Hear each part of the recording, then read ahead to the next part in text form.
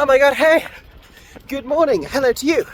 Welcome back to part 3 in our New York Spring 2025 Broadway vlog series.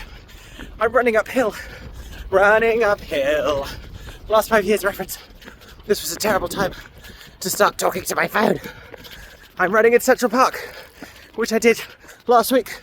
Check out part 1 for that equally shaky footage.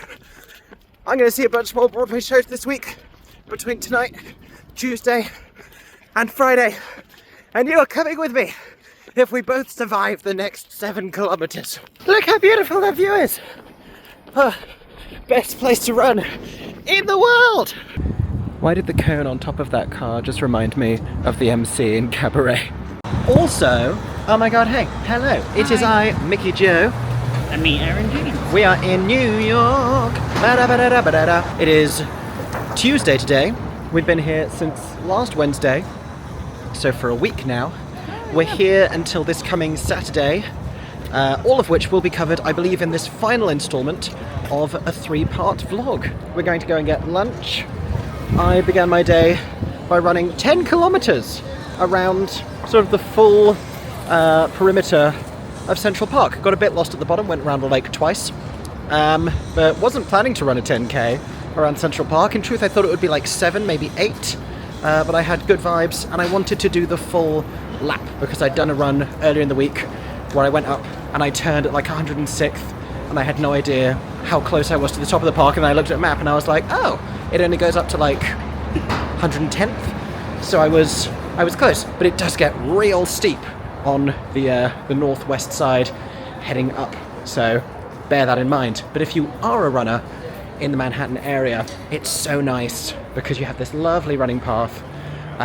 The weather is gorgeous at the moment, but not too warm, so really perfect for running. We're on the Upper West Side at the moment, and a little bit later we will head down into the Midtown Manhattan Theatre District because we're seeing a Broadway show this evening, which is the focus of our time here. We are going to see the second performance of the new principal cast of Cabaret at the Kit Kat Club, aka the August Wilson Theatre, which is Eva Noblezada as Sally Bowles, Eva of Hadestown, of Miss Saigon, and the popular recording artist Orville Peck, usually seen performing masked, is unmasking to play the role of the MC in Cabaret. We won't be able to show you that much of the theatre-going experience because no phones, no cameras, but we will tell you about it, and there will be many more shows that we see this week which we can show you, and we shall. But first, lunch. A man just walked past us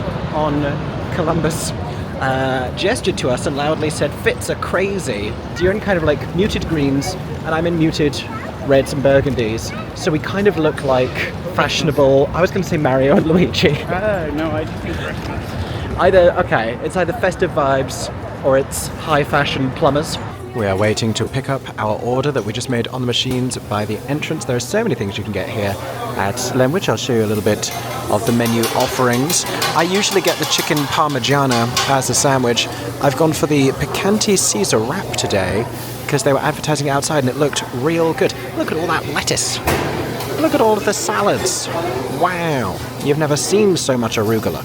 Greens, nothing but greens, parsley, peppers, asparagus and watercress. We're just passing the San Remo, and the Dakota is down that way, where we usually go through, because we walked up to Lemwich, so we're coming in higher. Is there an entrance to the park here, or do we need to go down? Maybe we need to go down. The reason I showed you those is because they're mentioned, you may already know this, they're mentioned in the lyrics of The Next 10 Minutes in Jason Robert Brown's The Last 5 Years, which we're seeing on Thursday. That's one of the most high-profile new shows that we still haven't seen on this trip, along with John Proctor is the villain that we're seeing, Buena Vista Social Club, and yeah, but they sing, no, the Dakota, the San Remo is up a few blocks, which it is, because we are a few blocks up from the Dakota. There you go. So he wasn't lying. I don't know why he would. And where else to eat our lunch on this lovely and very clear day than in Central Park, nearby to the lake. Show us your sandwich, Aeron James. Ooh, that's sort of a suggestive pullback of the wrapping there, like a tease. And I have a wrap, which, because I've already started filming, I'm going to open with one hand. There you go, there you go. Wait for the reveal. Wait for it, wait for it, wait for it. Oh, look at that. Chicken Caesar in a wrap. We have grilled chicken, we have croutons, we have Parmesan cheese. I'm excited about it. Taking a magical stroll back towards where we are staying. Were you pointing at the squirrel? Yeah, I was walking down the log. Ah, I tried to feed some little bits of lettuce to the tiny birds that were collecting near us, and they didn't want that. So I threw them a few crumbs of Parmesan cheese, and they found that much more agreeable. So I could be a Disney princess. That's the takeaway from that. We're heading back for a couple hours. We don't want to make the mistake of going down too early and then just walking around, especially because those were very filling lunches, and it was a late lunch. It's like 3. The curtain is at 7 tonight. Broadway curtain's very variable. Make sure you check. A show might be 7 one day, 8 the next day. We were just saying we're seeing more and more 7:30s, which is obviously a very standard British show start time, and I do think it is the best time for a show to start, because a 7 gives you not quite enough time if you're someone who finishes work at 5 to eat beforehand, to like make a whole dinner reservation, and an 8 gives you plenty of time to eat, but if it's a 3-act play, you're finishing at 11, which seems very uncivilized. So 7:30 does seem to be happy little midpoint.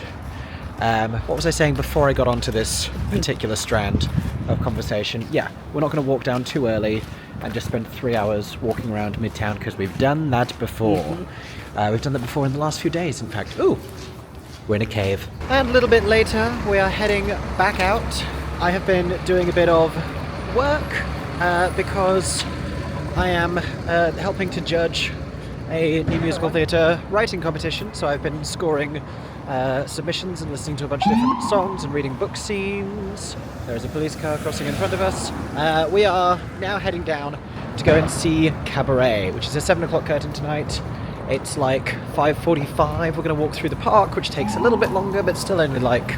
It's nicer though. 25 minutes. Yeah, it's walking rush hour because it's a busy time of day. So that'll be a more scenic route.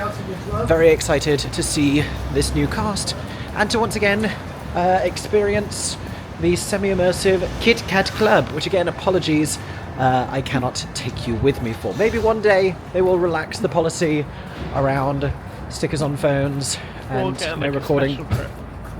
It is nice to like be among the pre-show performance, which we've heard has potentially been minimized for a second time here in New York. But it's nice to be there with no one filming. Yeah. And just kind of like feel like everyone's just like vibing.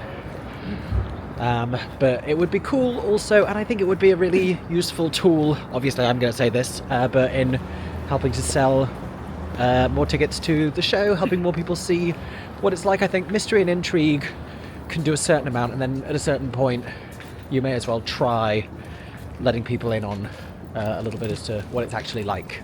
Golden hour as the sun is hitting the New York skyline.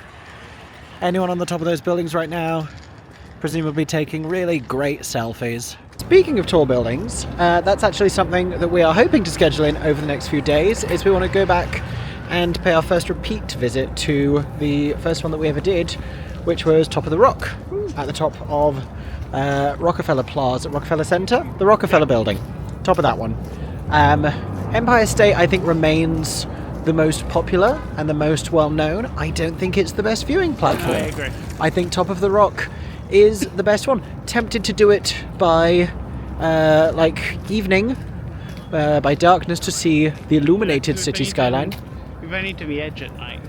Yeah, and that was, I don't even think we planned to, it was just pre-show. Yeah, it just changed at that in time. October. Suddenly we find ourselves with a few days left and a lot more things to do. We want to do our first ever museum trip in New York, because we've never done any of the museums in 8 visits, which feels Well, it did sort of museum criminal. Broadway, but none of the... I don't think people think that counts.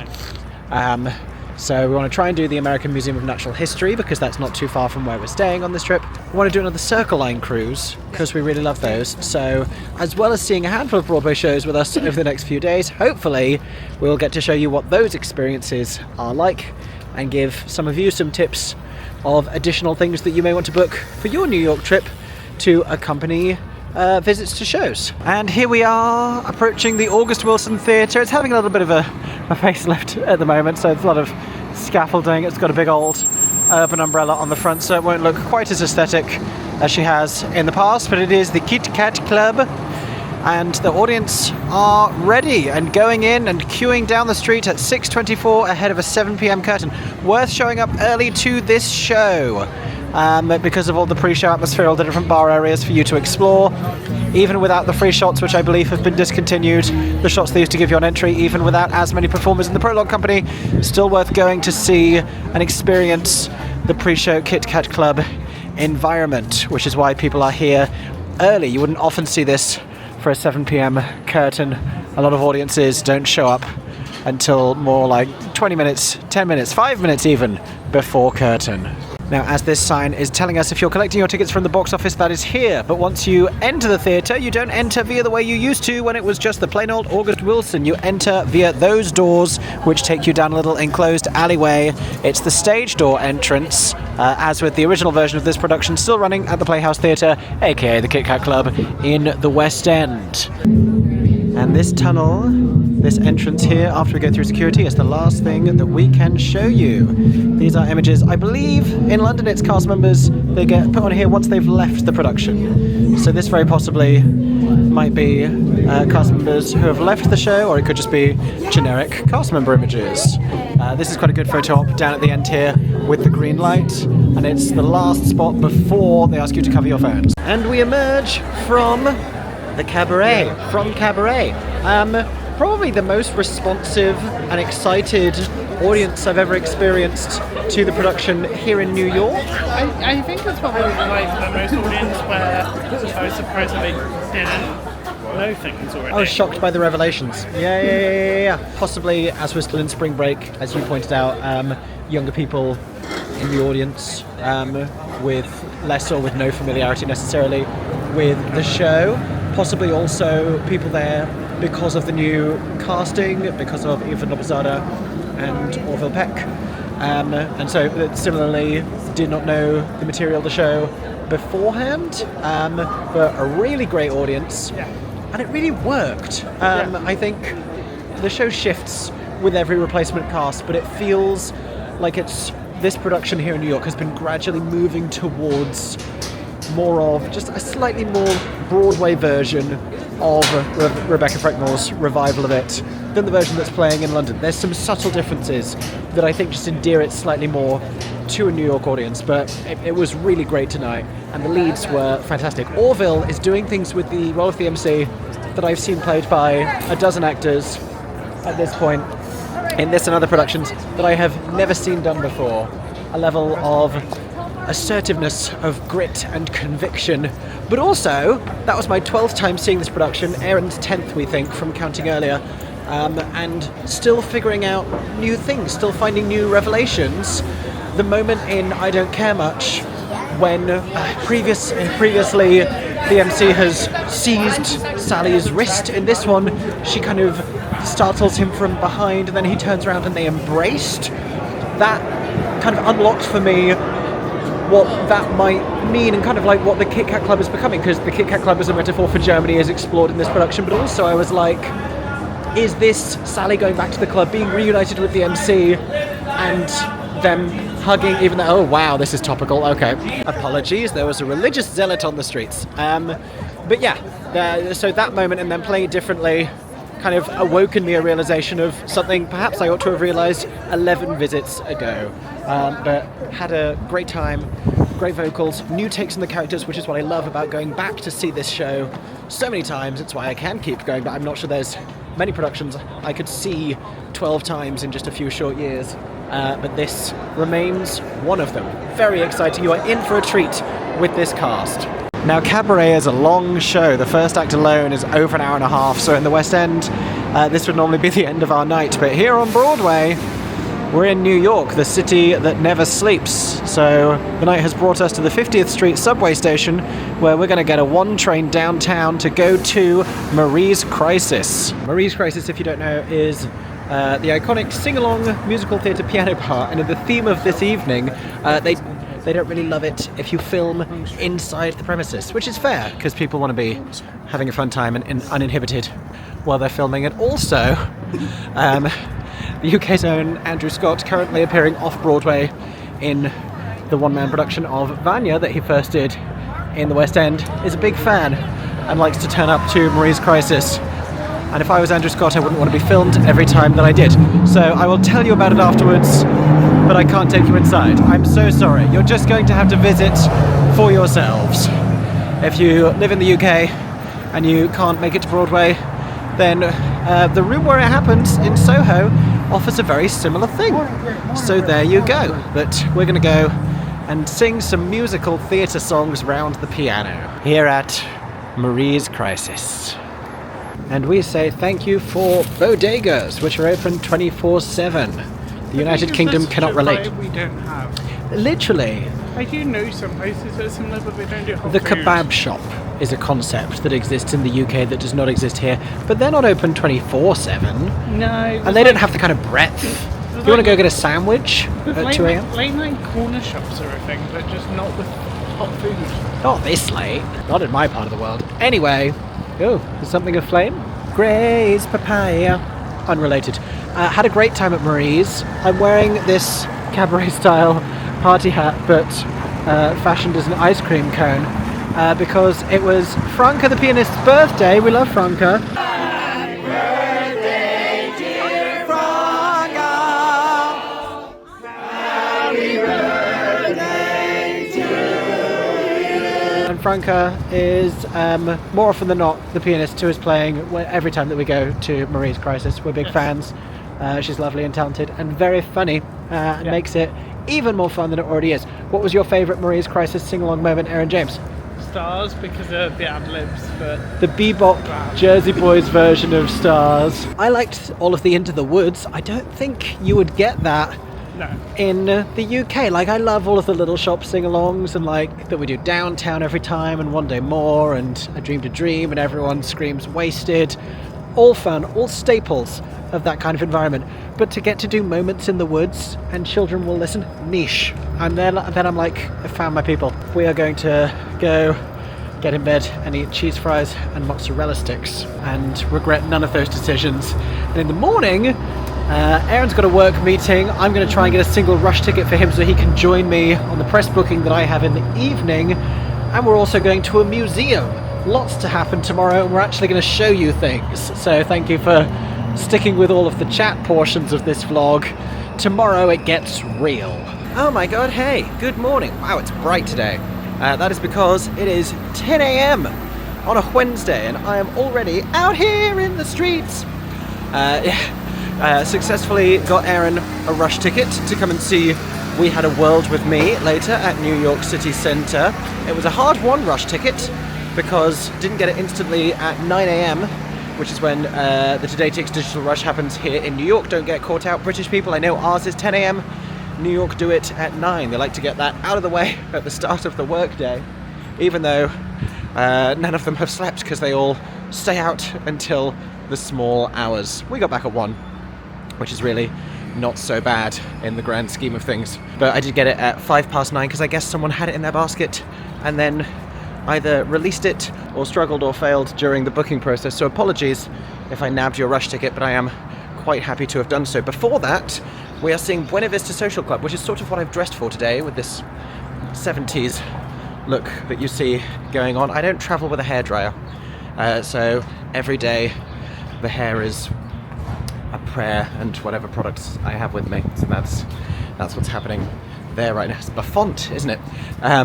We are off before all of that though to the American Museum of Natural History. People keep laughing that I call it that. That's what it's called. That is what it is called. Also known, and Aaron just reminded me of this, as the museum from Night at the Museum, which is being developed for a stage musical with a score by Alan Menken. In the meantime, I just saw a sign for $10 gnocchi. Do I want 10? Not in the morning. Not in the morning. I'm heading down to Magnolia Bakery, where because it has just ticked over into April, it is now the 2nd of April, they have rotated their seasonal banana pudding flavour. They always have the regular banana pudding, which is world famous, but alongside that they have a little seasonal flavour, which seems to change monthly. Currently it's carrot cake. Now, I historically have never really known how I felt about carrot cake. When I was younger, I don't think I liked it. And now, I feel I can give it another chance, especially if it's just sort of like chunks of it in and amongst banana pudding. I'm not going to have a large one, because that's also huge, but I'll have a little one. I'll try it out. I'll give it the time of day, and that time is 10 a.m. We've secured the goods. I will see if I can open it up and show you inside a little bit before/as I am eating it, but I'm heading up to go meet Aeron, who of course has gone to Dunkin' Donuts for, let me get this right, an iced butter pecan latte and some egg bites. There you go, as promised. Here she is, framed against 72nd Street and Columbus Avenue. I've already tried the little bit that ended up in the lid rather than in the tub, and as expected, the two flavours complement each other very, very nicely. This is real breakfast of champions stuff this morning. And here she is. Not that pigeon, it's the American Museum of Natural History. And I guess I wouldn't have seen it from a couple streets over, because it's not really a skyscraper, but it is a gorgeous historic-looking building with multiple entrances. One of them along that side on Central Park West, but a sign just told us the fastest entry is over on Columbus. So we're gonna try and go in that way. Now, the way that we are doing this is we got a city pass for New York. In fact, I am liaising with them to showcase via this vlog and also over on Instagram some of the attractions that you can get with City Pass, because as we do more and more of these trips, people ask me a lot of questions about other things we can do in New York, and I like to try and give answers like, what do you do in the daytimes when you're not seeing shows? There's only so many days where there are matinees here in New York, especially compared with London, and so we are trying some things we've done before and some things that we have not. The first of which is the American Museum of Natural History. So you can get access to this. Oh, that is cute. There you go. Looking very pretty there. But yes, with a New York City Pass, you get access to this and the Empire State Building, and then 3 more attractions of your choice from a list including like the Guggenheim Museum, the 9/11 Memorial and Museum, the Intrepid Museum, Circle Line cruises, Top of the Rock observatories. So we're doing a couple of those, hopefully in the coming days, if we can schedule them alongside all of the theatre.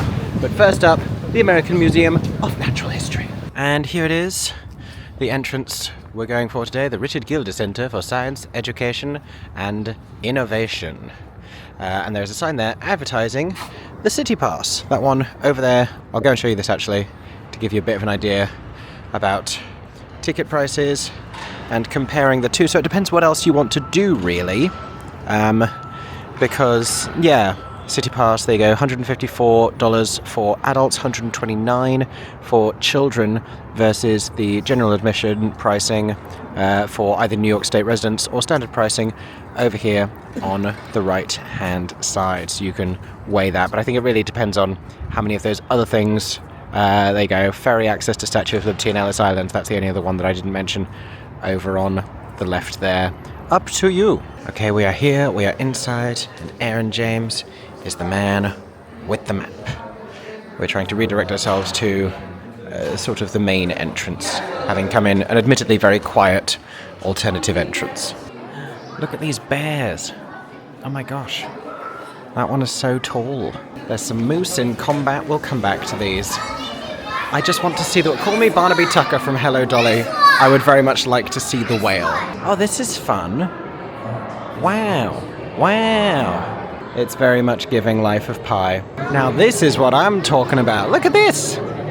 That's huge. That's some quality whale right there. 'Cause you're not a simple sponge. I just watched a few minutes of a cool video about vampire bats. I'm in a rainforest now. Oh, there's little models of animals here. What do we have? Aardvarks? I'm looking for an aardvark. I'm having a legitimately hard time finding this aardvark. It's not that. That is a tree pangolin, from what I can tell, down here. Looking for aardvark. Let me know in the comments if you can see this aardvark that I am missing here. I've read the information about it. Oh, a snake! No, I've lost the snake. I've lost the snake. A little further up this tree, we have the elegant needle-clawed Gallagher. No, I've lost it. I've lost it again. Hold on. Hold on. Hold on. Where is it? There it is. The elegant needle-clawed Gallagher. Oh my gosh, what's that? What's that? That's got a lot of character. This is giving Under the Sea. There is Sebastian. There's live-action Sebastian. Oh, Triton's trumpet! Points to me. I found Nemo. Now we're just reading about how one of our favourite New York bars, Holdfast. Look at this diva. And all of these bioluminescent fish. This is truly the Broadway of the ocean. Look at these northern sea lions. He is huge. Just spent a few minutes in trees. Inexplicably could not find a redwood. I feel as though I've let down Idina Menzel, I'll be honest. Is it a squirrel? Is it a beaver? Kind of both, but not quite either. It's a groundhog.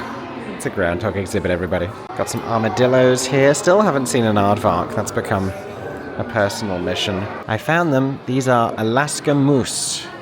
This is really making up for the fact that I went to Newfoundland and did not see any moose. Yup. That's a moose. Some of them are named really fascinatingly, and then sometimes bighorn sheep. Is it a squirrel? Is it a beaver? Kind of both, but not quite either. It's a groundhog. It's a groundhog exhibit, everybody. That's actually very reassuring. I'm dainty in space. This one is a neutron star. I weigh just under 2.5 trillion pounds. I only had the medium banana pudding for breakfast. I didn't get the large. We found the big main entrance, which for sure is a little busier, but also dinosaurs. Now, when we entered, we were told that we could include one additional experience with our admission.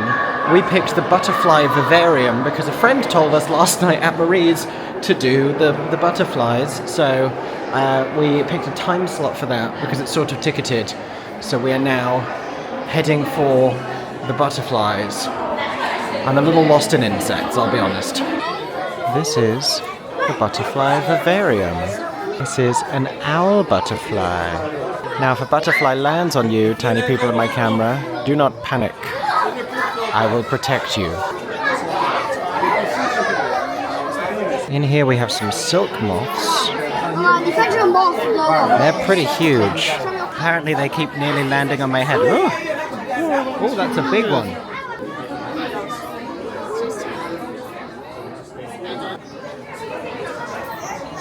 That was fun.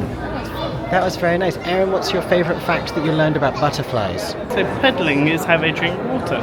They drink water and they kind of just chilled on the side or stand above the water that's them drinking. So we are reaching around the 2-hour mark of arrival, which is what a Google search earlier suggested to me would be the kind of average amount of time you might want to spend here. I think you need at least another hour. That's before we even visit dinosaurs, but I was going to say cafes and gift shops. So yeah, bear that in mind. What I will say though is that the floors do get sparser as you head up. So the ground floor definitely seems to have way more stuff. We found one of the iconic Moai statues from Rapa Nui, aka Easter Island. Have you been inside the museums? We should go see the dinosaurs. We have been meeting the ancestors of some of our favourite animals. I just met prehistoric pig relatives, and Aeron has found this giant ancient sloth. Okay, oh, I'm about to sneeze. No, I'm fine. I'm going to be fine. We have seen the dinosaurs at the American Museum of Natural History. Spent a few hours there. Could have spent longer. Could have seen some more. There's some stuff that we sort of went through a little more speedily. Some stuff that we sort of skipped. Definitely plenty that you can do and see there. That's before we even really spend time in any of the eateries or the gift shops. But we have a 2 p.m. matinee to get to. We want to go grab some lunch first. We're going to pick up some Lenwich sandwiches and then jump on the express subway down to 42nd Street and walk up to 45th to go and see Buena Vista Social Club, which I've sort of dressed for today. And just like that, we are back in Times Square at around 1:30 on a Wednesday afternoon. She's still busy, but she's not apocalyptic, and for that, we are grateful. It is a testament both to the speed of the express train and the size of the Lenwich sandwiches that I did not have enough time on the subway to eat my entire sandwich. They were good. I'd forgotten how moist the bread gets in the chicken parmigiana. I added lettuce. That's a personal choice, but I'd encourage you to do so. Heading over to the Schoenfeld Theatre for Buena Vista Social Club. Aeron is mourning the Notebook via his sweater today. Wearing a Notebook sweater, that's a very squeaky bus. Something that can prove just the littlest bit challenging when you're seeing a Broadway show is figuring out which queue is yours. These people right now are queuing for the Booth Theatre, where John Proctor is the villain, has recently started performances. We're seeing it on Friday, the final show of our trip. Just past that, no, we lied. No, this is the Buena Vista queue. Is this the Buena Vista queue? See, this is exactly what I'm talking about. The line has started to move, but as a reminder, with Cabaret as one notable exception, most of these Broadway shows are not going to open the house before half hour. That is 30 minutes before the scheduled start time. And in fact, the scheduled start time is a little bit duplicitous because usually most shows are scheduled to start 5 minutes after the hour. That's a little bit of an industry secret for you there. But yeah, don't panic if they still haven't opened the doors. Nothing has gone wrong. It's just because most of these theatres don't have the foyer space to accommodate people without also opening the house, which means they need to do everything they need to do on stage. That includes pre-show warm-up, fight call, and setting up technically and preparing the auditorium before they can open the doors to the theatre. I am always both intrigued and enamoured by the nicknames that shows with long titles take on. Everyone who is checking that they're in the right place, who's coming up to the line saying, "Are you in line for?" They're all saying Buena Vista, which is what we've been calling it. But also it has a good unique acronym, BVSC. I feel like if someone texted me, "I'm at BVSC tonight," I'd know what it meant. I just hope it would put BV. But the one we had problems with was JLP, Jonathan Larson Project, because we kept thinking it was what? Jagged Little Pill. Jagged Little Pill. And case in point, some people just came up to ask if we were in line for The Outsiders. We are not. That line goes down the other side. But there are 4 back-to-back theatres just on this side of the street. 2 others you can see over there as well, and more on the next block over. We are right in the heart of the busiest part of the Midtown Manhattan Theatre District, about to see Buena Vista Social Club at the Schoenfeld. And while we still don't know too much about this show, don't you just love all of the colourful front of house advertising and all of the colours here for the show artwork? All of these warm yellows, oranges and reds, feeling almost summery in this mild weather. And the vibrant and stylish colours continue throughout the merchandise, which you can find possibly among other places down here on the lower level of the theatre. Down in the basement, we have this nice burgundy zipped hoodie, my favourite colour in the world. We have a nice yellow t-shirt there. We have a black one with something closer to the show artwork on it. There's a little baseball cap hiding up there on the corner, in fact, in 2 colours. We have a nice vibrant orange mug. We have a red and yellow tote bag here. You can get the window card, which you can try and get signed. Additionally, over here we have magnets and enamel pin badges. Look at those nice flowers on the back of that hoodie.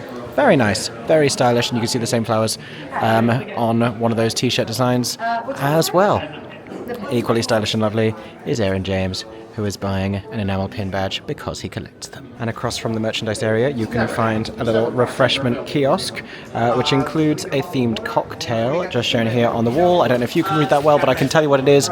It's a Cuba Libre with rum and Pepsi or Diet Pepsi and Rose's Lime. I don't actually know if that's the only premium specialty cocktail available for the show, or if they're just making Cuba Libres because it's appropriate to do so. And here we are sat in the orchestra, seats G, 5 and 7. Aeron James taking the all-important playbill pick. Remember to pick up your playbills from the ushers. They are inclusive in the price of ticket to any Broadway show. Make sure you get it. It tells you information about the cast and the show, and sometimes there's an extra little insert like this one has. There you go. Step inside the music of Buena Vista Social Club, which is about to start soon. There are band members making their way to the stage. And look at this set design.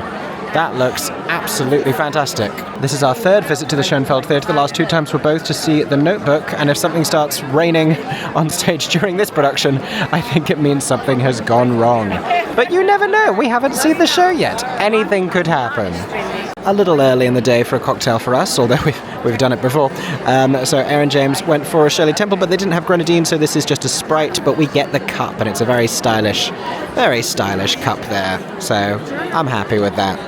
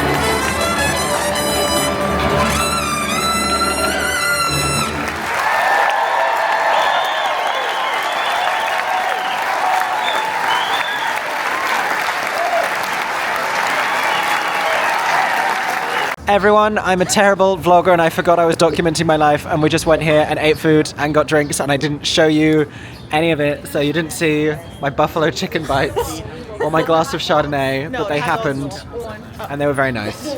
It's Rebecca, everybody.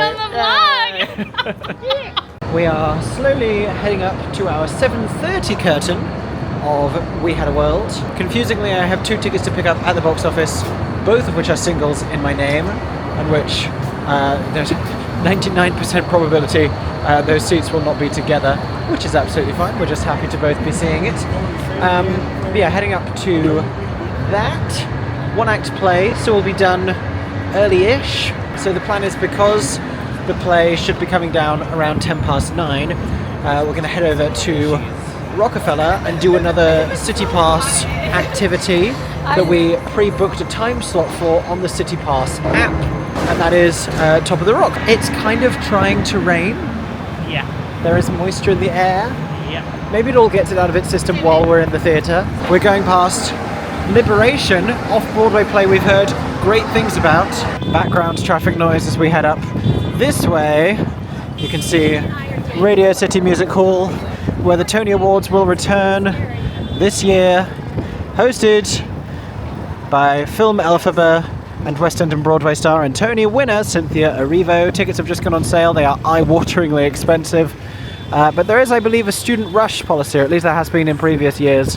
So if you really want to go to the Tonys, then that's something that you could consider. If that applies to you, of course. And we had to walk through a parking garage because 6th and a Half Avenue ended earlier than we realized. But we are here at New York City. So this truck is going to block the view, isn't it? Okay, we're going to wait for this truck. Excuse me. Oh God, this is painful, really. Okay, there we go. New York City Center, a fascinating space, a huge auditorium. Really? Sometimes journalism is just harder than it looks. We're here at New York City Center. It has a very large auditorium where we usually go to see encore shows such as Once Upon a Mattress, pictured there. They've recently been staging Love Life, didn't catch that one. Last one we saw here was Ragtime. Today we're going to be, for the first time, exploring their smaller space where We Had a World is currently playing. A new play by Joshua Harmon, whose writing you may know from Prayer for the French Republic on Broadway, also Bad Jews, also I think I saw a play called Admissions. In any case, we're about to go and pick up our tickets and see that play. I'm very excited. I've heard really great things. Now, once you enter via the left-hand side, the Manhattan Theatre Club entrance to New York City Center, you will head down some rather steep steps to this downstairs lounge area. And they do have a little concession stand down here which has a featured cocktail and a mocktail for We Had a World. The featured cocktail is the Happy New Year with Prosecco, pineapple puree, ginger beer and lime. That sounds nice. And the mocktail is an Evening Breeze, hibiscus, orange blossom, lemon and club soda. That sounds nice as well. And this is what the space looks like down here. This is, there are actually two spaces in this part of City Centre, so it's a building with multiple different theatrical spaces. As you can see, we are sat around three sides of the stage, and it's one of those where, obviously if you're in that section over there, it's a little more face-on, but the space is so intimate, I don't envision that it will matter. I will, however, let you know afterwards. We have, even at a non-Broadway theatre, we have our playbills here. Make sure you pick these up, as you are entitled to them.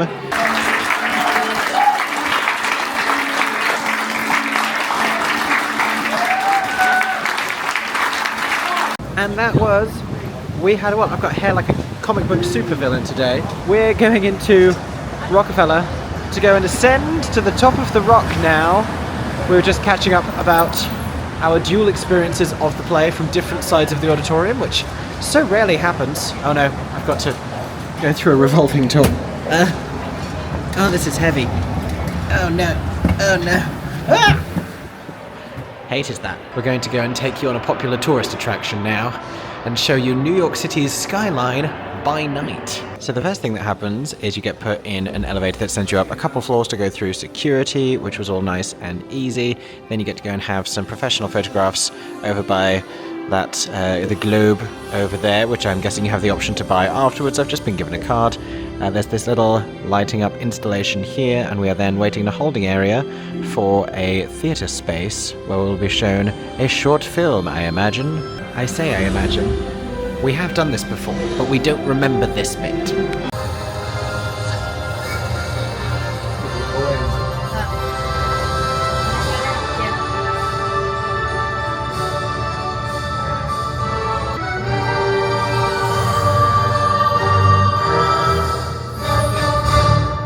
My ears have popped. First floor you get to offers cafe, bar, the beam ride, so you can recreate the iconic photo and get lifted into the air. Oh my gosh. Or you can keep going higher up for the highest floor views, which we have just ascended to. Wow. Wow, it's real quiet, by the way. Great time to do this. There's only about 6 other people with us in that little pre-show movie. Let me spin this round and show you the real attraction here though. Look at this. This is the New York City skyline. So we're facing uptown right now. This is north facing, and so the massive darkness and less tall buildings you're seeing there, that is Central Park that I've been running around for the past couple of weeks. Somewhere over there is where we're staying, over on the Upper West Side. This is uptown, an area we've explored comparatively little. I wonder if we can see the city centre building. I don't actually know if it was tall enough. Maybe if I come around this way. We're forever trying to see theatres from up here, and it's surprisingly difficult because they're not really skyscrapers, and they are more distinctive by their marquees, which are sort of at street level height, and we are nearly 70 floors high in the sky right now. Eagle Eyes Aeron James, as I often nickname him because he's good at spotting these things, has pointed out that we can see Wicked I don't know if it's a little bright for you to make out. I'll try and focus you on it there. There you go. That is the digital marquee on the side of the Gershwin Theatre. Wicked and Just in Time down at Circle in the square beneath it as well. Very well spotted. I mentioned the beam ride, so you could retake the iconic photo. We're not doing it because I don't think I could convince Aeron to join me. I mean, I would. I'm open to doing it. It's just too windy. It is very windy right now, but that does look like fun. Oh my gosh! And you'd get a proper view over these screens. If it wasn't this windy, but I'm already like moving just. This is not Aaron's favourite thing to do. You don't think you can go up to the higher floor? The wind's too much. You can if I hold your hand. This is the downtown view, perhaps the most iconic. Because we can see the Chrysler Building, we can see the Empire State Building. I've just named them to you in the wrong order, but they are both there. This one's very tall here. What's this one? With the pointy blue. I feel like I ought to know what that is. It's got a lot of screens, got a lot going on visually. Lots is happening. And we can sort of peer over via this corner down into Times Square. We can see bits of hustle and bustle. You can just about make out the Eugene O'Neill Theatre as the bright glow down that particular side street, but you can only see theatres that we become level with because it's too hard to peer over the buildings otherwise. We've come up to the higher level where you can see them showing how the beam works. In fact, there's a couple beams so they can deal with traffic. Currently it's just turning around of its own accord, and look, you can see the safety contraptions there as well if anyone would like to be reassured. But I mean, that would be really, really cool to do. But if you do want that unobstructed view, you get it up here as well, because we can peer over those screens. An even better view facing uptown then. Central Park, you can really make it out there. We can see the Hudson over on the left. We can just about make out bridges going over the East River, over to Brooklyn. It's New York! We can just about see the Statue of Liberty on the horizon, but she's real short. As I've said in the past, it's not a criticism, she's still taller than most. It's just New York, isn't it? I'm just going to keep panning, just keep savouring this view for us and for you, because it's not one that you get to see very often.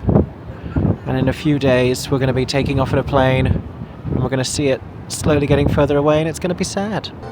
Thank you for visiting. I was about to start talking to you, but now. We invite you to explore the rest of Rockefeller Center. Hope you'll come back. Oh, we have.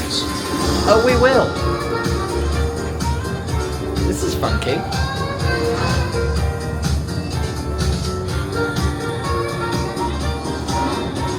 This is just ad space at this point.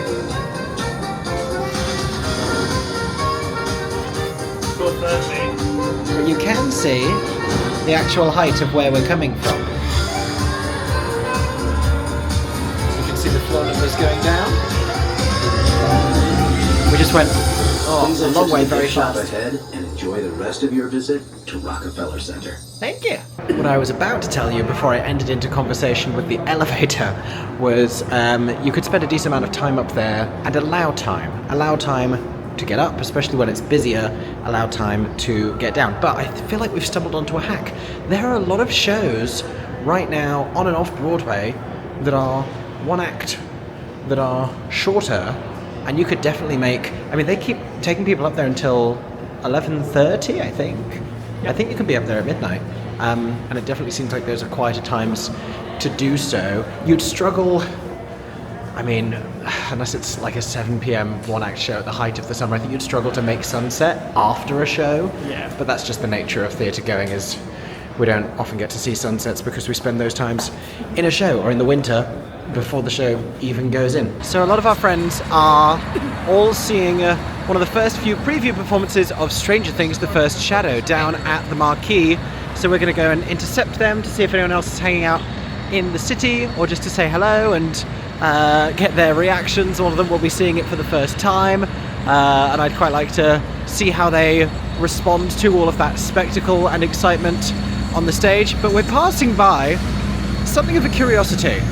So at the James L. Jones Theatre, which is one of the few theatres hanging out on the right-hand side of 7th Avenue, is Real Women Have Curves. In fact, I think what we're seeing is a stage door very crowded stage door. Big crowd of people on the street here. Real Women Have Curves. New musical just started previews. Had its dress rehearsal this weekend while we were in town.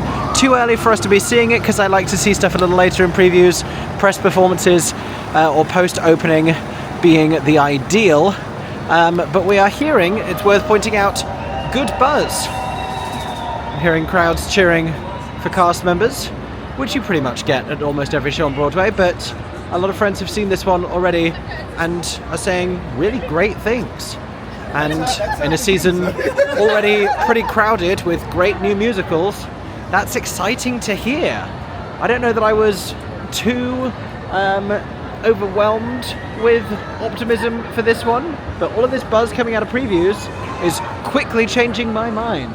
We're watching our friends make some content with our other friends. This is how the magic happens. Let it be known, New York is full. Great diners, bodegas, fancy restaurants and bars. It is also cheesecake on the street. All experiences are valid. We're gonna go and sleep. I might be getting the rush line crazy early tomorrow morning. I still haven't really decided. We have 2 shows booked tomorrow. Do I add a third? These are the questions that I ponder while I'm eating my street cheesecake. Good night to you. Okay, good morning. Oh, that's what my voice sounds like. Okay, I am doing it. I am rushing. I decided while we're here, you gotta try. We have to try, okay? 6:30 a.m. alarm, 6:45. I am out, heading for the subway, along with the other commuters. We will see what time I get to the Lyceum Theatre. We're trying to get tickets for the 5 p.m. show of Oh Mary, Wish Me Luck. We have a couple of minutes until the 2 train arrives. I literally had no idea, even as I was going to sleep. I set that alarm, but I was very ready to just go back to sleep. I kind of woke up naturally in anticipation of the alarm, so I figured that was a sign. But as crazy as this sounds, if I get there at 7 a.m, that might actually be too late. God bless the Downtown Express. Flew down here. Still looks like night in Times Square because all of this signage is still brighter than the sky is right now. It's also a little bit gloomy. I feel like it has rained, but say it with me, it is not going to rain this morning because I don't think I'm going to be far enough up this rush line to be sheltered by the coverage of the Lyceum Theatre. I have been reading Broadway rush reports on Reddit, data for the last couple of weeks. Yesterday, people showed up to start rushing O Mary from 5:40 a.m. and people who got in line at 7:30 were 4 people away from getting tickets. I think that's correct. Or maybe it was 7. It's like 6:55. Arguably, I shouldn't have even bothered getting here this late, but to say this late about 7 a.m. feels crazy. I just don't think I'm a person who's ever going to do a 4-hour long rush. These 4 people in front of me, are they going to the rush line? Do I run? Okay, I'm sorry everyone. I'm sorry to these people if that's what's happening here. But I am running. That would be too painful because I literally read a thing that said someone at 7 was 4 people away. So, okay, there's a line, I see the line, there's a line. This is the line. Oh, I don't know. I just don't know. Hello everybody. Welcome to my view of the Duane Reade by Walgreens and Rise, New York, here on 45th Street. I have a little chair, actually, courtesy of the friends who we are staying with. That's the good thing about staying with New Yorkers. They are resourceful people who are used to a rush line and have specific rush line chairs. So here are the stats. I thought I was 19th in line. I think I'm now like maybe 22nd. 2 shows today. I think 20 tickets per show. People can get 1 or 2. It's really going to come down to whether or not they do and whether or not more people want the 5 p.m, which is, you know, a unique showtime, so I think it's very possible that they will. It's currently 8:16. I've been here for around 80 minutes. Got an hour and 45 to go. I may try and draft Aeron in so I can go and get some food because I have a hankering for a cooked breakfast. There are a bunch of people behind me, but honestly, the line is at such an extent now that it may be dissuading people from joining. If I came down and saw this line, I would simply go and join another one, because at 8:16 you could still be pretty near the front of a lot of other lines on a Thursday here on Broadway. But it's Titus's last few performances in Oh Mary. That's a big part of why it's so popular. I probably should have done this last Thursday, honestly, but I was foolish. We are crawling towards 9:15. It's reached the point, and I think if you sit for enough hours, a lot of people, your mentality might be, you really, you need to justify that time, you need to get something. I'm going to be very happy just to be, I value my freedom at this point. I want Oh Mary tickets, but I really want to be able to move. So that's something that I'm looking forward to regardless. Aeron is on his way. Aww, it's Aeron James, bringer of breakfast. I was going to get him to swap with me and I was going to get breakfast. Then I tried standing up and I was like, no, that's not good. Let's stick with sitting and have him bring me food. I have a turkey sausage bap muffin thing from Duncan. That's good. I've started to go a little bit hysterical. It's 9:30. We're in the end game. Here's one of my favourite parts of being on a rush line, is you get to see the playbills being delivered. It's the Playbill delivery van, bringing playbills to Oh Mary from Playbill. Yeah, you get to see how the sausage gets made. I no longer eat pork, so I don't consume sausages, but I do still utilise them in metaphors. Action stations, everybody, action stations. I'm not feeling confident. We don't have a backup. We don't need a backup today. We're seeing a matinee and an evening. We could slot in a 5 p.m, but it's inessential.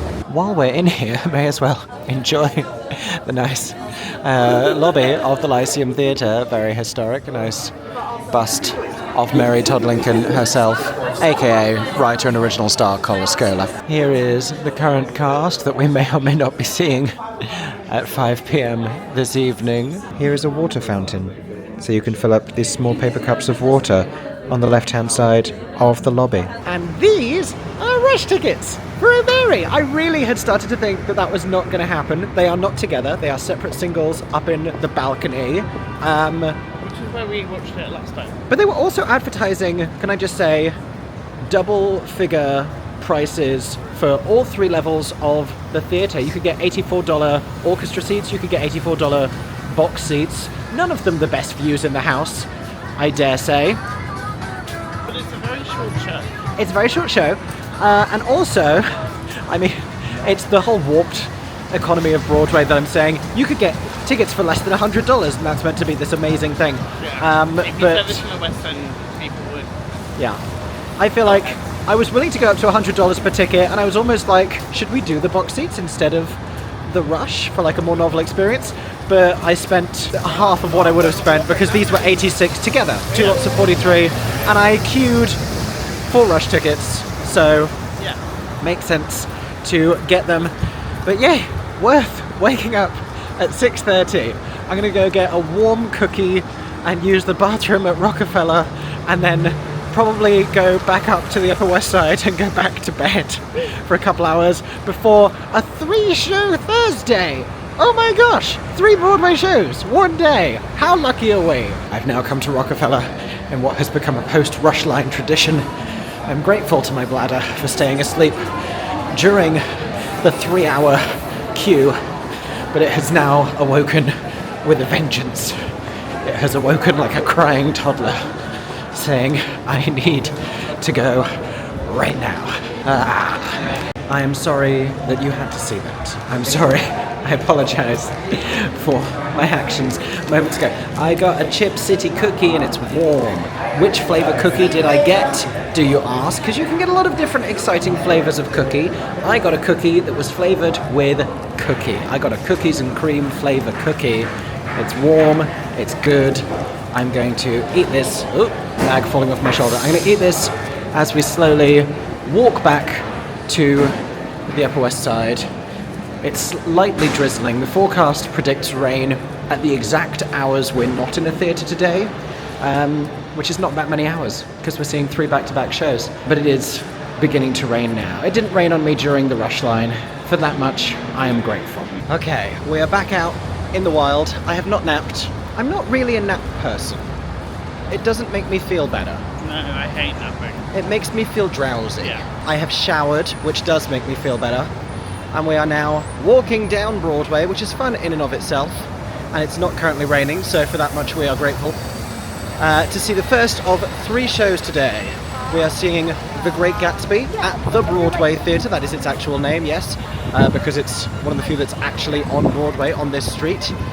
We're seeing that with new principal cast, some of whom joined back in January, like Ryan McCartan, others of whom only started this week. An exciting day ahead of us, starting with a 2-act musical, heading into a 1-act comedy play, finishing with a 1-act musical. So not too much of a marathon, just feels like a 2-show day really, because we're seeing 4 acts worth of theatre. We've left Broadway. Broadway's gone over there. We've deviated. We're going that way. Stay on Broadway, everybody. Stay on Broadway. Much like the past is catching up to Mr. Gatsby, fatigue has been catching up to me, and I have been getting a little drowsy in some recent evening shows. So I have packed the caffeine pills from night 1 again in my bag. I barely noticed an impact, but I was very alert and very awake. So I'm tempted to try that again. I don't know if I just wait until maybe at the 5 o'clock show, but then am I going to crash after that for the evening? I don't know. Maybe I'll look at the recommended dosage on the box and see how many we can take in all day. We want to avoid a Saved by the Bell situation here. That's not what we're going for. We just want to stay awake for 3 consecutive Broadway shows towards the end of a week and a half New York trip where we have been averaging about 30,000 steps every day. We have reached Midtown. You can tell from the oppressive noise levels we're about to pass underneath the entrance to what I affectionately refer to as the Colbert Theatre. To get to the aptly titled Broadway Theatre, you can see the green light in the distance, which is thematic because that's sort of the basis for the entire musical. I've just chugged a very large beverage, so I am going to need to visit the restroom. We may have to wait until intermission for me to show you the specialty cocktails and the merchandise. It will be the same as the last time I showed you, which was, gosh, a year ago? More than a year ago? It would have been around the time that the show was opening on Broadway, so yeah, possibly around a year ago. We're actually going to be seeing the London premiere of The Great Gatsby. It's opening later this month at the London Coliseum in the West End. Thank you. But prior to that, we wanted to come and see the new cast members here, led by Ryan McCartan, Sarah Hyland. I always get her confused with Sarah Hadland, and they're very different actresses. And also a handful of other exciting names who we will be seeing on stage. Well, this is new down here in the lower lounge, where you can also find a bar area and restrooms, but it seems Mr. Toad's Wild Ride has brought his car to the basement of the Broadway Theatre. Thankfully, it is on brand for The Great Gatsby, and it's now become a photo op. Just don't climb into the car, hence the velvet rope and the sign. Great photo op though. I will quickly show you the specialty cocktails before we head in. I love that this looks like a playbill with the yellow at the top. We have the Old Sport, bourbon, grenadine and cola. We have the New Money, peach vodka, peach schnapps, ginger beer and club soda. We have the Green Light, that's hard to read down there, but it is tequila, green apple schnapps, club soda and lime juice. The Daisy, which is Aperol, Prosecco and club soda. And the Pammy, named after baby Pammy, so of course it's non-alcoholic, that's very cute. Lemon juice, soda, and, oh no, sorry, lemon, lime, soda, and grenadine. There you go. And they come in the cups over there that have the show logo on them. We are now sat in the auditorium here in the orchestra in J2 and 4. I'm on the aisle, which is lovely. Means legroom and a fantastic unobstructed view of the stage. There, this gorgeous set design. One of the most stylish and thorough set designs in any recent Broadway opening. These are fantastic seats, probably the best seats that we've had for any show at the Broadway, other than the one time we were literally on stage during Here Lies Love as part of the immersive disco dance floor. We have learned via the front of house cast board that Ryan McCartan is not performing at today's matinee, but I'm very excited to see the cover performer who will be playing Gatsby and the rest of the new cast. There's also, and you weren't expecting this unless you already knew, a little bit of a Bad Cinderella Easter egg here, because Lynette, who starred as Cinderella in Bad Cinderella on Broadway, has just joined the cast as Myrtle. First time seeing her since Bad Cinderella at the Imperial, and I'm always happy for a cast member of that show who has gone on to something else after everything that happened there. So very excited to see her in this. There are so many young people at this matinee. It's spring break, it's a midweek matinee, it's a Thursday matinee. Many young people in the audience, and they are screaming for this show and its romantic revelations. Now there are a couple of merchandise booths here in the foyer just in front of the orchestra entrance, and I've shown you this merchandise before, but it's stylish, so I'll show you again. First up we have a little poster up here with the show artwork and the names of the creatives. Then you can see the back of that t-shirt that has the parties roaring on in a nice vintage style. I don't know that I've seen the old sport merchandise in person before. That is very much tying in with the show's online fan base, brilliantly curated by Catherine Quinn for And That's Showbiz, changing the face of social media on Broadway. We've got a little old sport cap there as well. I love that it's embroidered rather than just printed on there. There is a Great Gatsby enamel pin on the old sport pullover. It's a nice colour. If they had that with the Great Gatsby logo, I don't need it to say old sport for me. If that was a Great Gatsby logo, I might get it just for the colour. I think Aeron probably would as well, because that's his colour. They also have a zip-up hoodie in grey that on the back says, "Where's the party? And can you take me there?" But all of it very stylish, very 20s. They do a little friendship bracelet as well. They do a magnet. They do drinking receptacles. They do a little ornament and such. They do a tote bag. I'll show you some of those as well. They do t-shirts down here. Let's see what else we can find. As I cross to the other side, let me just show you a little more of this foyer area. All of these chandeliers, very stylish here at the Broadway. An appropriately decadent home for this show. Here we go, we can see some more of the trinkets down here. You can see there the bracelet, the magnet, the enamel pin. There is a cup, you can see a keyring and an ornament. And this is the tote bag here that features on a little map design the locations visited in the show, including East Egg and West Egg, the Buchanan Estate, the Cabaret Cottage, and Gatsby's Mansion. My stomach is rumbling, so I'm on a mission to try and find snacks. They have Pringles. I'm trying to work out which concession stand has the shorter line, because it's probably 5 minutes until Act 2 starts. But stomach actively rumbling.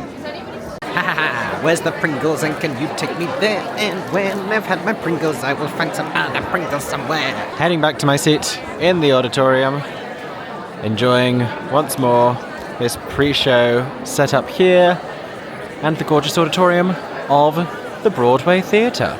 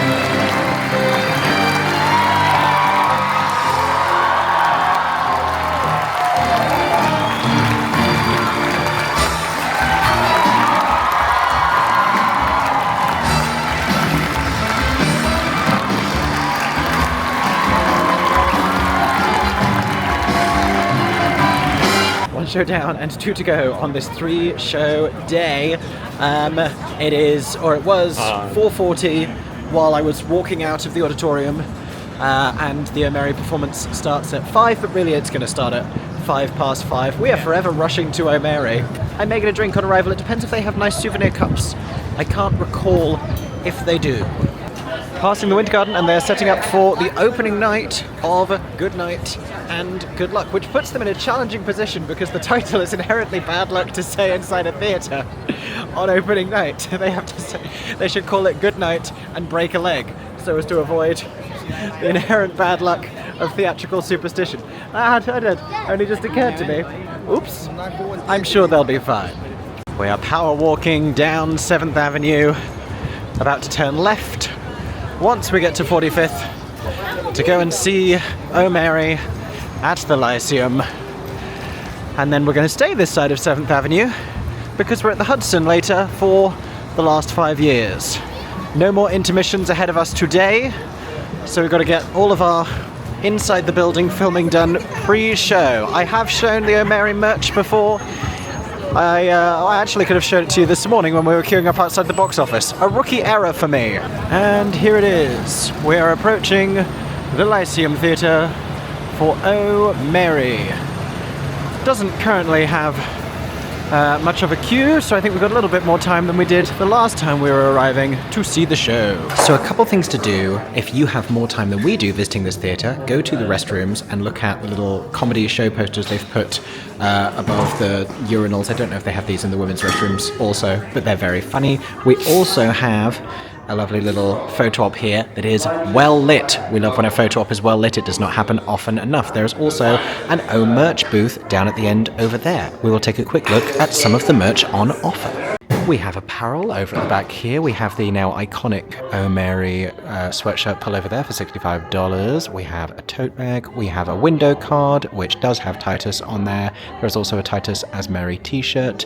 And the other side of the tote bag there, we also have an Oh Mary cap here telling you exactly what it is, a new play by Cola Scola.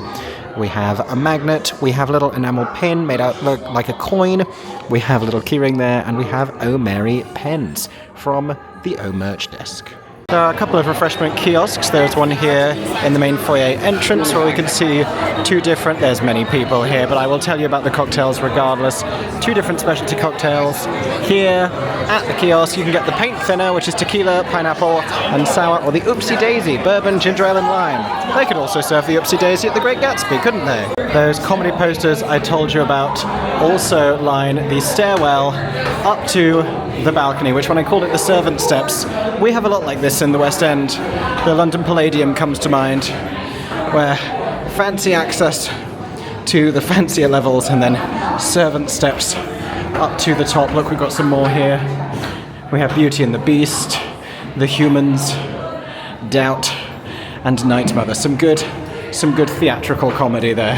I said to Aeron, if you want, we could share a cocktail, and he gave me a look that I didn't understand until I remembered that we're not sitting together. We're in C23 and 24, which you'd think are together, but because Broadway puts odd on one side and even on the other, we are in fact on opposite sides. 23 and 24 are the 12th seats into the left and right hand section in row C. Specifically, I've reached the top, finally. This is the view and the pre-show vibe that greets me at the top of the balcony. I have no idea if I'm left or right, but Aeron is just ahead of me in the queue, so I'll find out based on where they send him. I am seated in C24. I am the very last seat on the row. I don't recognize enough of the people around me to be able to tell you the order in which they assigned these rush tickets, but I feel like the view is a little less restricted than it was than last time I was up here. Last time I was here, I was at the end of that A row in the front of the balcony, and I feel like being a little bit higher actually makes it less restricted by being wide to the stage and by some of the lighting rig here. But I will, as always, let you know after the show.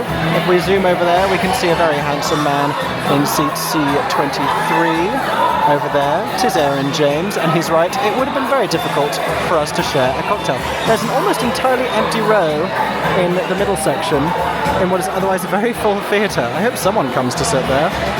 But this is our view of the stage, the very purple curtain. We have our playbills. Remember to get your playbills, especially with these ushers up in this section being a little bit busy trying to direct people. Make sure to grab your playbill.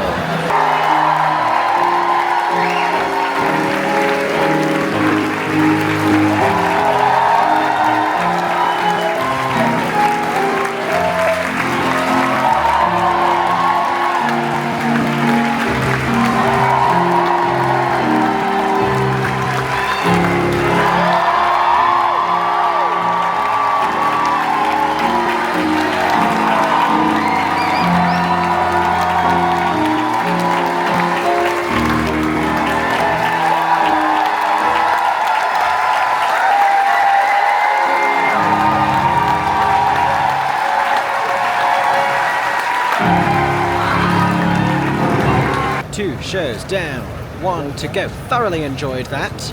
And I think when it transferred to Broadway, because we'd already seen it off Broadway, we didn't anticipate like seeing it necessarily ever again.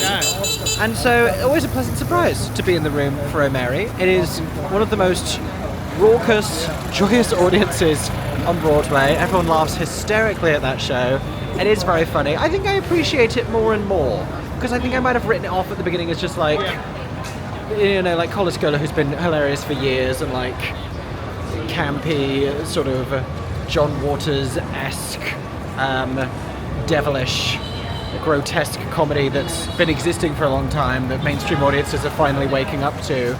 But no, I think it is more sophisticated and more sort of medium pushing than I give it credit for. Brilliant new cast alongside the brilliant continuing cast members, and Titus does it completely differently. I was sat there, things that Titus was doing was making me think, oh, this person could do it next. Kate McKinnon would be brilliant and unhinged, I think. I can't tell. I know I want Bowen Yang to do it, but I can't tell if I want Bowen to be Mary or Lincoln or Booth, because I think all of those options would be hilarious.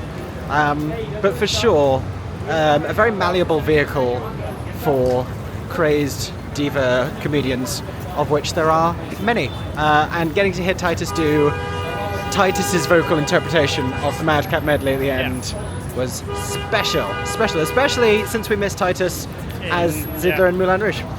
So there you go. Happy to have finally ticked that one off. We're now heading to the melt shop because we need something filling and fast before the last 5 years, which is our final show of the 3-show day down at the Hudson at 8 p.m. I will say, just to mitigate the influencing and inspiration that I'm giving you here with this 3-show day and showing you its viability, be careful. Make sure to plan carefully, because the last 5 years is still an 8 p.m. I think because it's in previews. I don't know if it would revert to being a 7 on a Thursday. Otherwise, we've definitely done O'Mary into a 7 p.m. curtain before and had to literally dash there. So if that had happened today, no time to eat at all. And that's kind of a pretty big stretch of the day to not have a major meal. You'd have to go for a real big breakfast and maybe pack snacks. But just, be careful. And also, don't assume everything is going to work to the minute. You can have delays on shows going up. You can have delays getting out of the theatre. You can have show stops. Intermissions can run long.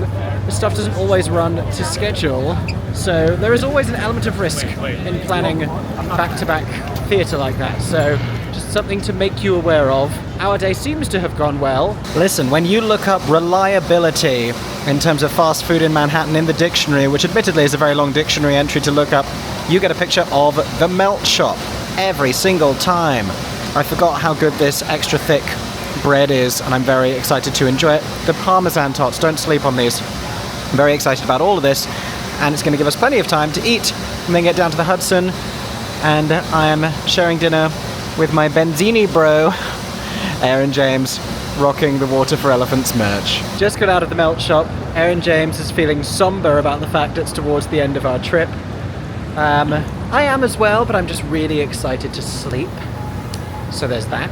I think we're both happy that we're going to get back, go to sleep, wake up, and go to the Olivier Awards. Yeah. So it's like big, buzzy energy, exciting. So we're not going to be instantly like, ooh, we've left all of our friends, ooh, we're not. Yeah. This trip expanded to the absolute limits of a gap between two things that we had to be at. Yeah. And we weren't even sure that we were going to find time to be here this early in the spring. So very glad to. It's like I'm wrapping this up. We have 2 more shows to see. We have a whole day tomorrow. What was I going to say? Oh, I was going to talk about my favourite subject, the weather, because it's very humid in a way that feels like post-rain, and it was meant to rain all day, and we should have been in the rain right now.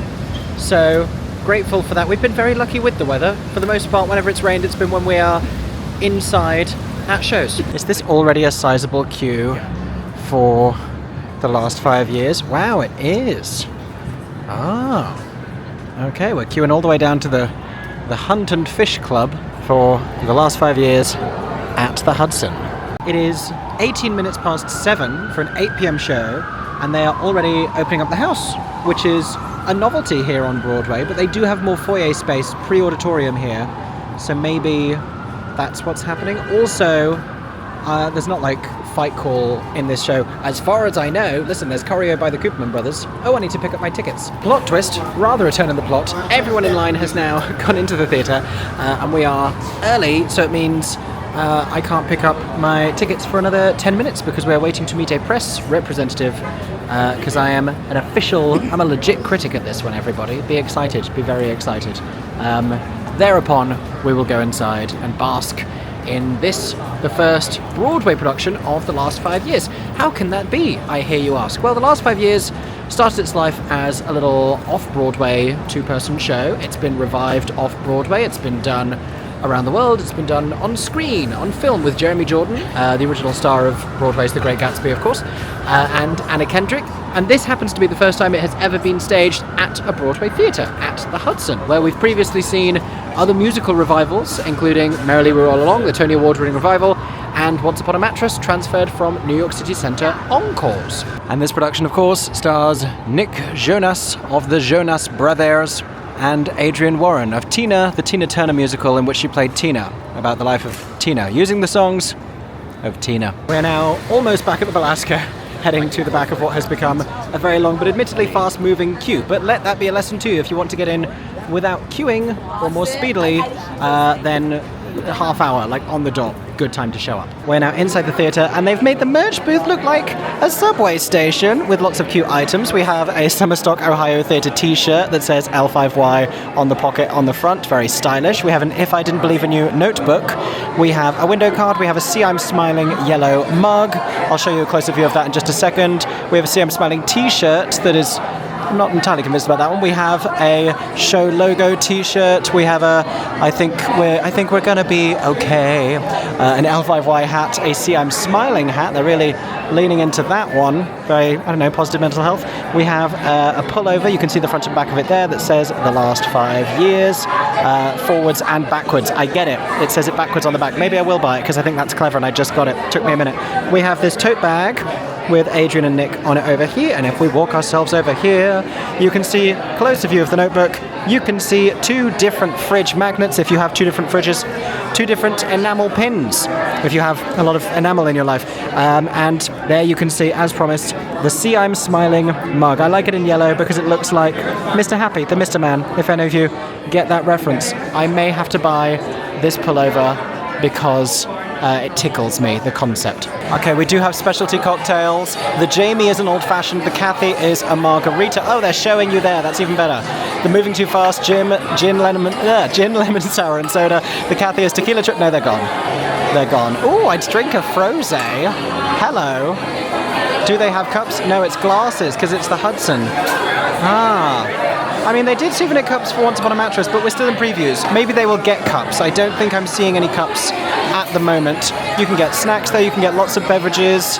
This is a full-service bar. As we mentioned earlier, you can get schmackaries. We can also get, we can get a Shirley Temple. We could get a Summer in Ohio, which is Aperol. The Kathy's a margarita. There you go. Let's take one more look at the drinks here. I mean, they don't normally show us pictures. That's nice. I hope you enjoyed that as much as I did.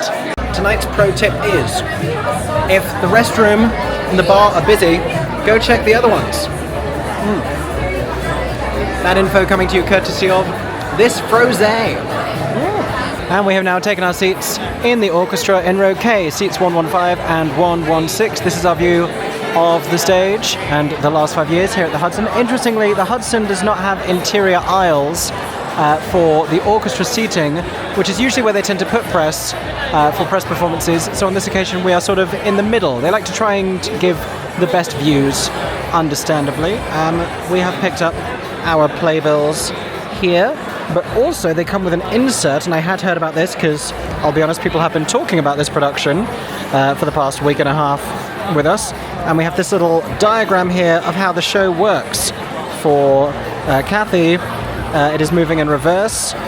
She begins by singing Still Hurting at the end of their relationship, and then she moves backwards in time. And for Jamie, it goes forwards. He begins by singing Shik's a Goddess. So as you go down vertically, that is the song list from the show, and as you move left to right, that is giving you the chronology. I've never been to a production of the last 5 years where that has needed to be explained. Is it a red flag? Is it due diligence? We will find out this evening. Is that a... No, it's just a page. Okay.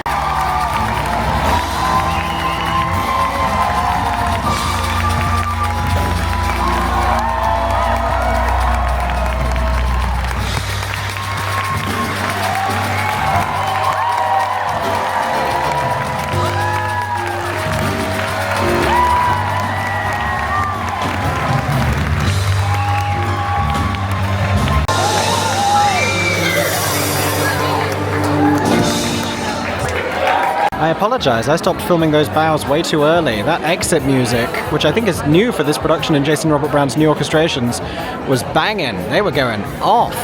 I'll also show you this lobby area as we exit. One of my faves on Broadway. I think I do like the Hudson. I wish it had central aisles. That's the only thing. It's not my favourite auditorium, but the entrance is pretty gorgeous. Oh my god, hey, good morning. It is Friday morning. It is our last real day here in New York because our flight back tomorrow, for the first time, is a morning flight, which means we land at the end of the day in the UK, and despite having only been on a plane for 6 hours, it will have felt like an entire day because we're taking off at like 9-something a.m, landing at 9-something p.m, which hopefully we're tired enough from the travel that it feels late and we feel like we can sleep, even though it will feel like essentially 4 o'clock in the afternoon to us, because we've never been able to let ourselves go to bed after getting off a flight before, because normally we land in the morning and you have to try and stay awake for the whole day to reset yourself, and going from the US to the UK on a night flight, or really at all, and just adjusting for that time difference is way harder than coming the other way. In any case, that makes this our last day here in New York, but it's a busy day because we have a little bit of touristing left to do. We stayed with our friend Ashley last night here in Brooklyn, so we're going to enjoy some of the local things that we do here. Probably going to go to Bagel World. We might walk around Prospect Park a little bit. The weather is not looking fantastic. It got really warm and humid after the shows last night, having been raining earlier in the day. It was 21 degrees Celsius at midnight, which seems insane. Later today, we are doing the Circle Line cruise. That's our last City Pass New York tourist activity. That is at 3 p.m. It's a cruise that we've done before, but it's a really nice one. Much like with the tall buildings, I think it's a great way of really seeing Manhattan and understanding the scope of it, as well as learning a little bit more about the history. And then I'm going to be interviewing a Broadway performer currently starring in an off-Broadway play. More on that later. You've probably already seen the interview by the time that this is coming out. And then finally, seeing our last show, John Proctor is the Villain. New Broadway play at the Booth Theatre. Everyone has said nothing but like tremendously, earth-shatteringly exciting things about this, so I'm hyped that this could be a really great final show. We will see. We will find out. We will see what the day has in store. It's a busy one. Lots of back-to-back things. I've been charging 12 different devices overnight because I'm filming an interview. Everything's going to be fine. Welcome, everybody, to a charming Friday morning in Park Slope, Brooklyn. We've been here many times before on many previous visits. We are currently heading up to Prospect Park, where I think we're going to go for a walk before heading back down to Bagel World, which is still my favourite bagel place. I did like the one that we found. Bagel World a lot. But yeah, Bagel World. I'm going to need to just eat salad for a week the way that we have been eating on this trip. But you know what? Worth it.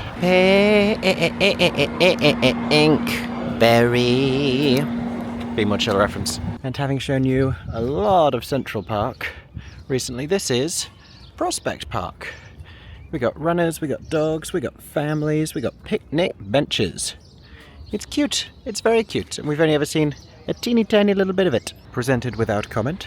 Here in Park Slope, a slope which leads to the park.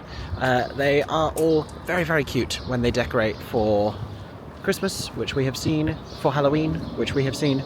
I only present that without comment because it's April. This is Bagel World, which we love. It is a world of choice of paninis, of signature sandwiches, of salads, of breakfasts, of omelettes, and of course, of bagels. Okay, off the A train, and in the city, in Manhattan, we were going to go to B&H Photo Video, which I was very excited about because I wanted to show it to you. However, they close early on a Friday and all day on Saturday. That has caught me out before. I believe because it's a Jewish-owned business, so early Friday closure, full Saturday closure, I think that's the reason why. In any case, it closed about 5 minutes ago.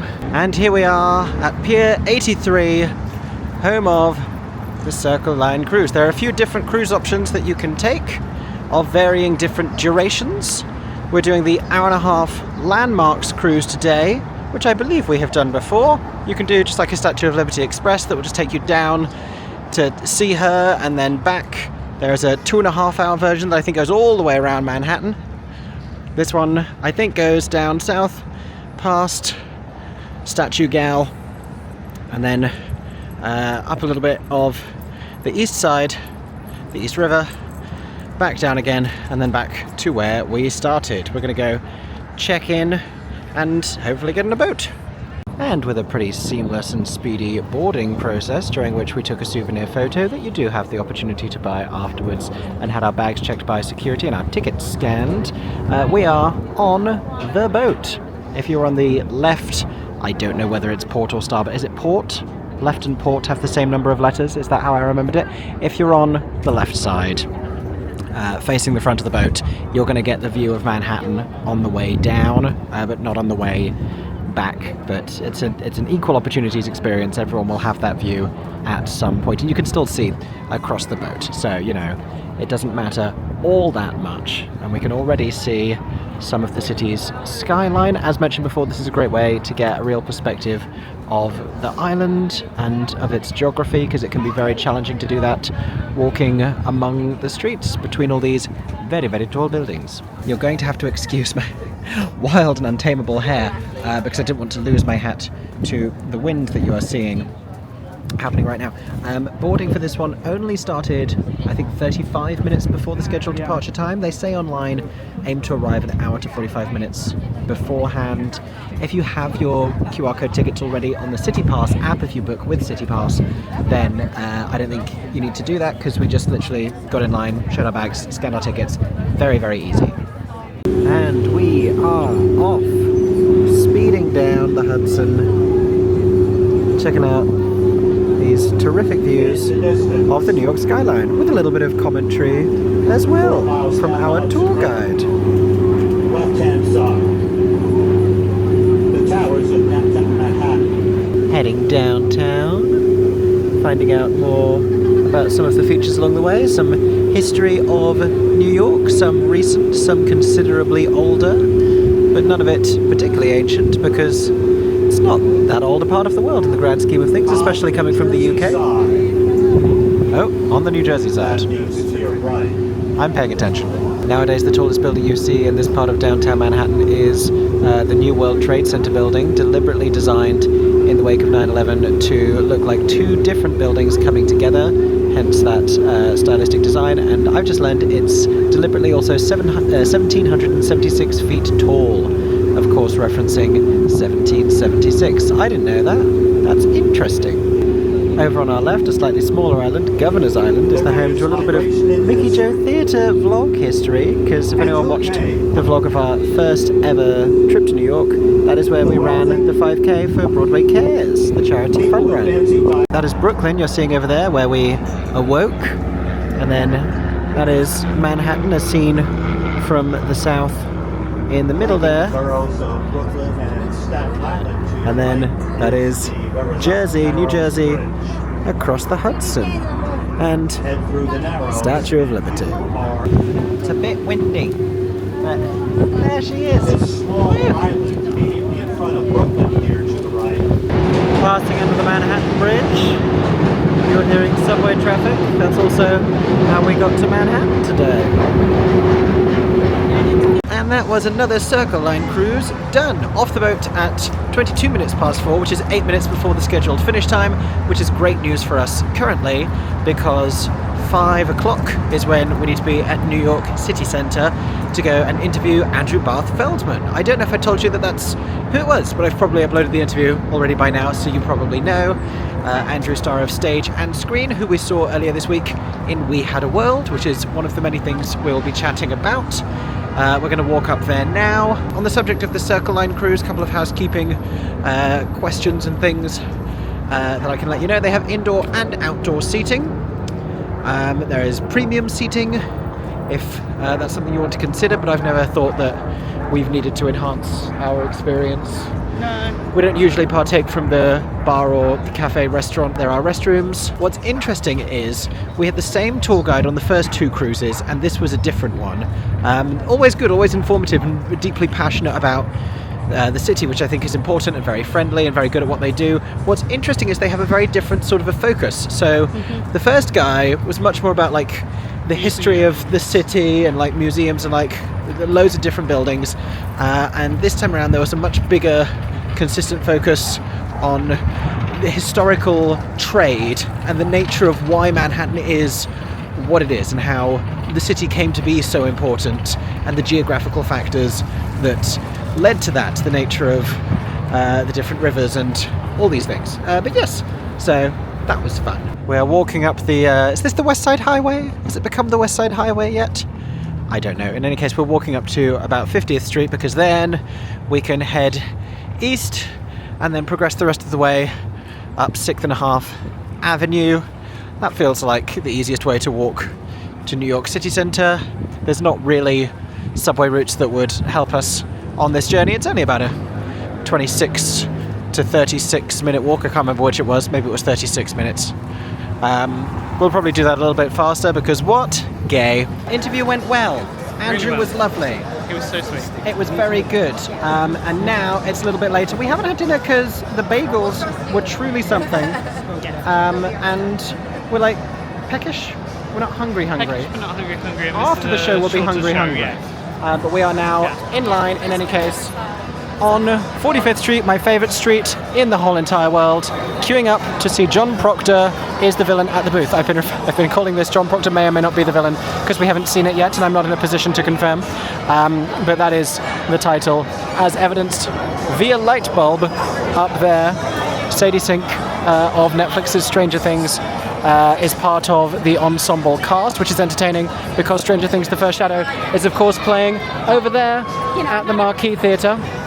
But in the meantime, we have a contemporary take on The Crucible, and I'll be able to tell you more about it after I see it here at the Booth Theatre. Our 4th time at the booth, our 3rd different show here. We saw Kimberly Akimbo twice, we saw The Roommate once.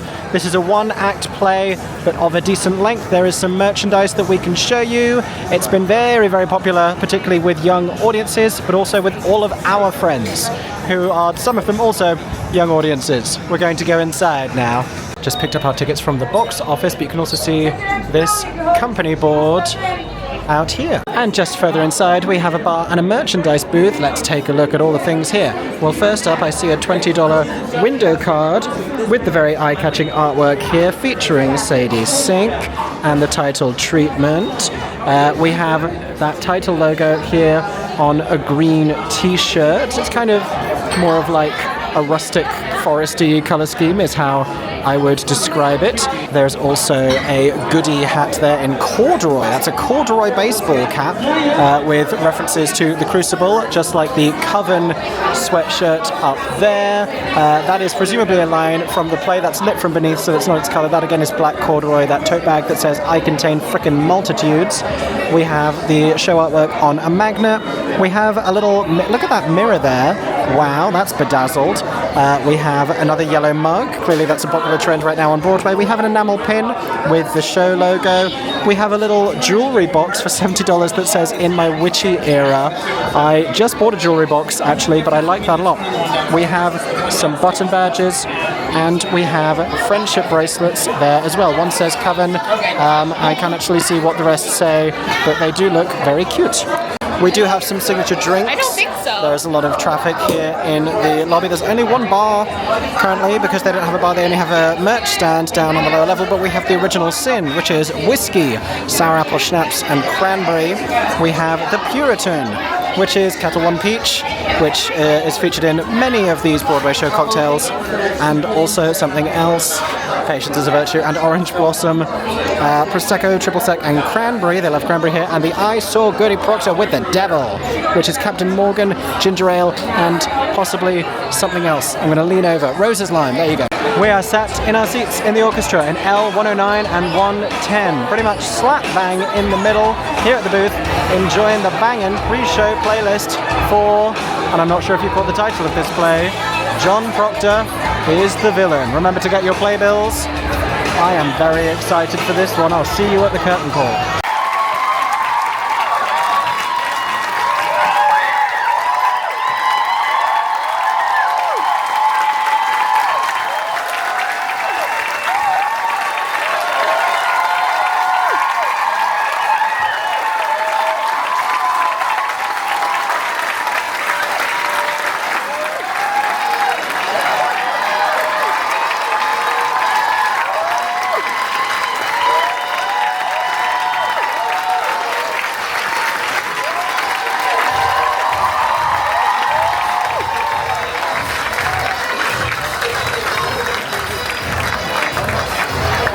That was so effing good.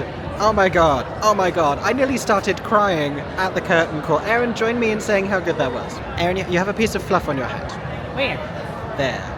Yes. John Proctor was so effing good. Oh my gosh. I nearly started crying at the curtain call, and not for emotional reasons, just for like release and like, it was really good. It was really good. And for a long time I was like, I'm liking this, I don't get the hype. And then I was like, oh my god, I get the hype. I so get the hype. It's so builds. It's a slow cooker that then boils, and no one takes it off the boil, and then it explodes. Yeah.